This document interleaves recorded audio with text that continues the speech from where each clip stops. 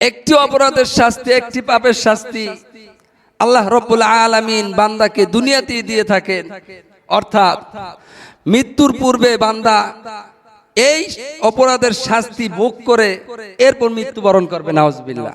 হাদিস কানা হযরত আবু বকর রাদিয়াল্লাহু তাআলা আনহু হতে বর্ণিত, তিনি বলেন, আমার বিশ্বনবী সাল্লাল্লাহু আলাইহি ওয়াসাল্লাম বলেছেন, আল্লাহ রাব্বুল আলামিন প্রত্যেকটি পাপের যতটুকু ইচ্ছে তিনি ক্ষমা করে দেন, কিন্তু একটি পাপ রয়েছে যে একটি অপরাধ আল্লাহ রাব্বুল আলামিন ক্ষমা করেন না। এই অপরাধটা আল্লাহ রাব্বুল আলামিন ক্ষমা করেন না, সেটি হচ্ছে পিতামাতার সাথে নাফরমানি করা, পিতামাতার অবাধ্যতা, উকুকুল ওয়ালিদাইন। আল্লাহ রাব্বুল আলামিন ক্ষমা করেন না। এই অপরাধের শাস্তি আমার বিশ্বনবী সাল্লাল্লাহু আলাইহি ওয়াসাল্লাম বলেন, বান্দা এই অপরাধের শাস্তি মৃত্যুর আগে ভোগ করে এরপর তাকে মৃত্যুবরণ করতে হবে।